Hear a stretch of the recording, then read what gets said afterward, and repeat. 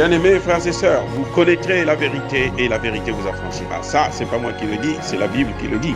Mais moi, je vous dis mieux. Vous connaîtrez la vérité historique, notamment celle de vos ancêtres kémites, et vous aurez une vision globale de ce que c'est que la vraie souveraineté politique. J'ajoute, vous reviendrez à la spiritualité africaine ancestrale et vous comprendrez les enjeux de l'indépendance économique.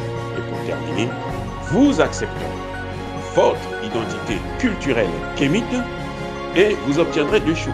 La première, c'est la paix. La seconde, c'est le développement, à une condition. L'unité de toute l'Afrique noire, l'unité de tous les Noirs du monde entier. Otep à tous, bienvenue sur la chaîne des panafricanistes par essence, par conviction et par excellence. Celle des citoyens kémites par nécessité et obligation de combat. Nous sommes une chaîne qui n'est guidée que par nos ancêtres et rien que par les ancêtres qui appartiennent à l'égrégore du monde noir. Par conséquent, nous ne croyons en aucun Dieu venu de l'étranger.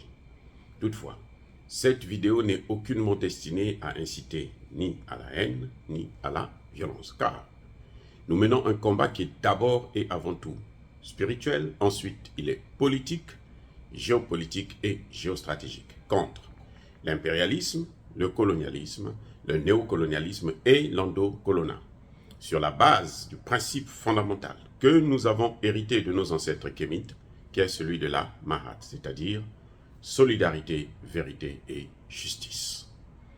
Vous êtes donc en droit de connaître la vérité, et nous avons l'obligation de vous dire la vérité et rien que la vérité, afin que justice soit rendue au continent africain.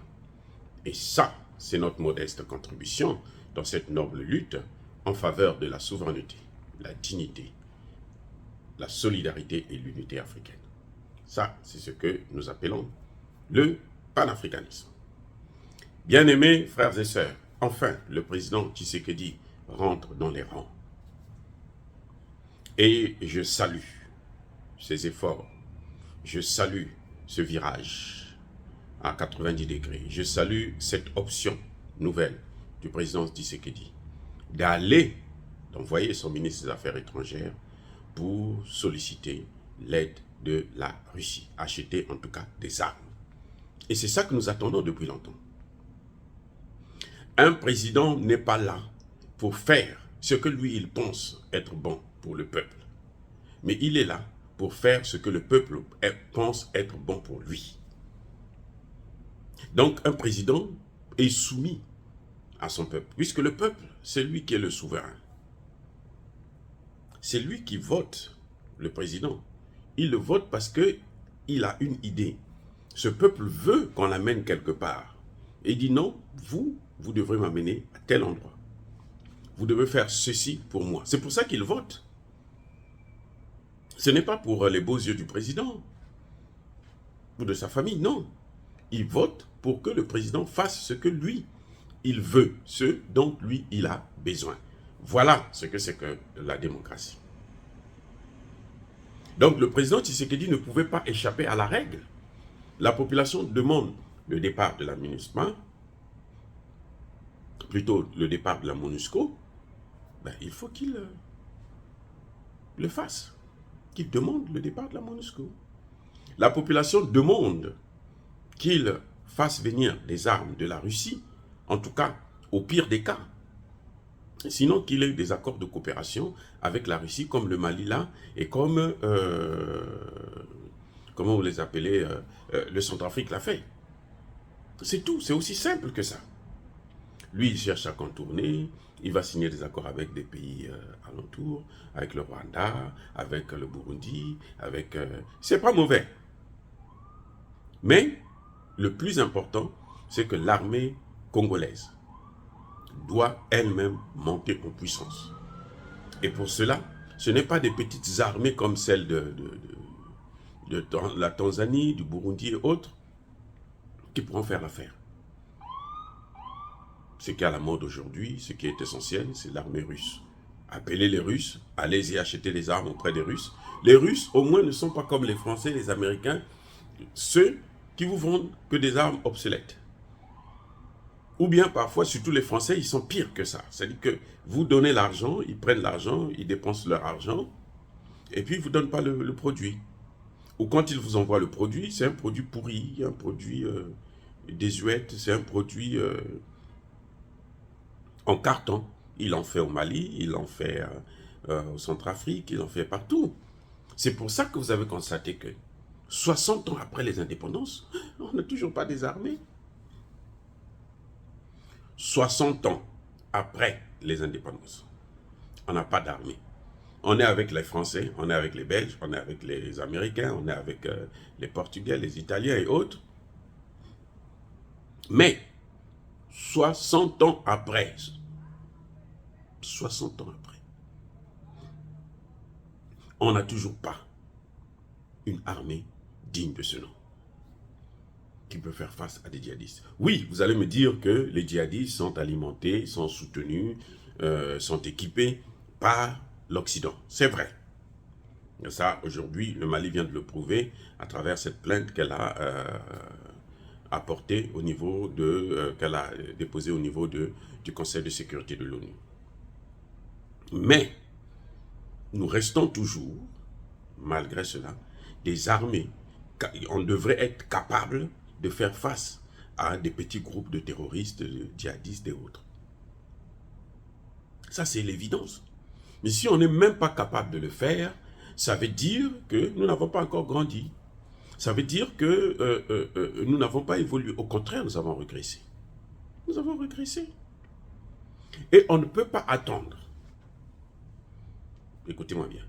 On ne peut pas attendre de quelqu'un qui a passé 60 ans, pour certains 62 ans, à vous persécuter, qu'il change d'avis maintenant, qu'il vous aide pour que vous évoluez. Alors que lui, il sait que si vous évoluez, lui, il va régresser. Vous ne pouvez rien attendre de ces gens-là. Donc, il faut aller vers un autre partenaire qui vous donne de l'espoir. Et aujourd'hui, c'est la Russie, c'est la Chine, c'est l'Iran, c'est... Voilà. Tout sauf l'Occident, sauf la France, sauf la Belgique, sauf les États-Unis, en ce qui concerne l'armement. On peut coopérer avec eux dans d'autres domaines, mais pas en ce qui concerne la sécurité. Ils ont montré que ce sont eux le frein, les déstabilisateurs de nos sociétés. Alors, il faut les éviter. Point. Et pour ça, j'espère que le ministre de la Défense congolaise, qui est un général à la retraite, devrait revenir avec quelque chose, ne pas revenir bras ballants. Nous n'avons pas besoin des dollars pour acheter les produits russes. Les produits russes, on les achète avec les roubles. Les produits russes, on les achète avec les matières premières. Point. Donnez les matières premières qu'il faut. Au lieu de laisser ces voyous de M23 et autres venir voler les matières premières pour amener au Rwanda, donnez ça aux Russes qui vous donnent des armes pour combattre les Rwandais. Parce qu'après ça, vous êtes libre. Voilà. On ne peut pas comprendre que le plus grand pays de l'Afrique centrale est pratiquement le plus pauvre du continent. Non, c'est un pays, c'est-à-dire que l'Afrique centrale, son moteur de développement serait le Congo démocratique.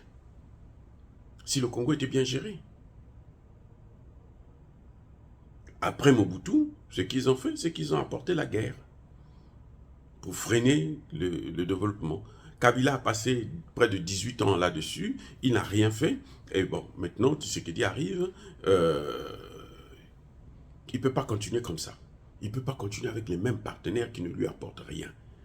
Kabila s'est focalisé sur l'économie, qui n'a d'ailleurs pas vraiment réussi, en dehors du code minier qu'il a promulgué. C'est tout. En dehors de ça, il n'y a rien que Kabila a fait de particulier. Et Tshisekedi, jusqu'à maintenant, nous ne voyons rien. Surtout pas en matière de sécurité. L'état de siège a échoué. C'est un échec. Donc, maintenant, il faut qu'il aille vers la demande de la population. La population veut le départ de la MONUSCO et la population veut la Russie comme partenaire. C'est tout. C'est aussi simple que ça. On ne lui demande pas autre chose. On lui demande seulement ces deux choses-là. La population s'en fout du reste. Nous, ce que nous voulons, c'est la sécurité. Parce qu'il n'y a pas de développement dans l'insécurité. Il faut d'abord la sécurité, ce qui va garantir les investisseurs, ce qui pourra assurer l'industrialisation du pays. Voilà, M. Tshisekedi, vous êtes sur le bon chemin. J'espère que vous n'allez pas déraper parce que nous savons que les Américains, les Français, les Belges et les autres vont faire pression pour que vous arrêtez de coopérer avec la Russie. Puisque les États-Unis ont même voté une loi selon laquelle tout État africain qui va travailler avec la Russie sera sanctionné par eux. Donc, c'est à vous de prendre vos responsabilités. Vous êtes là, c'est pour ça.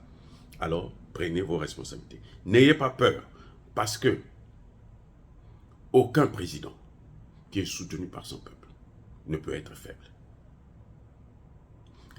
Aucune armée au monde ne peut détruire un pays dont la population est déterminée à obtenir son indépendance, sa liberté.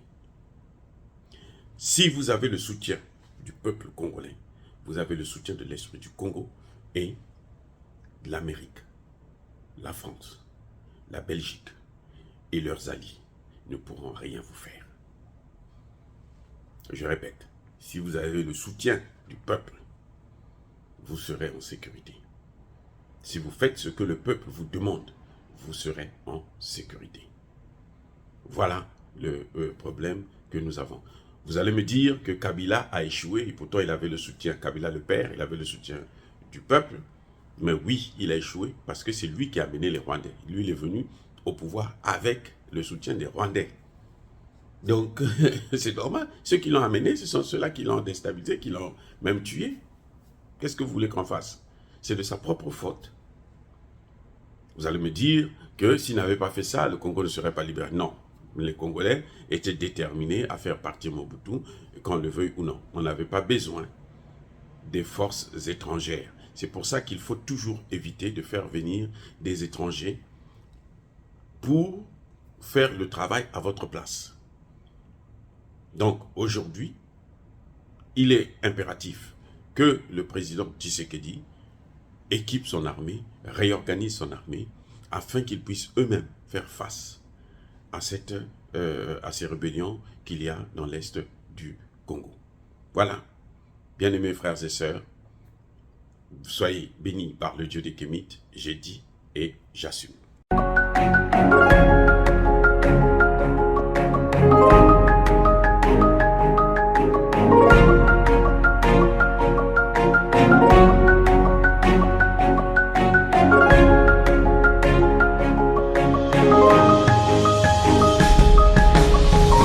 Eux, ils marchent par la foi et non par la vue.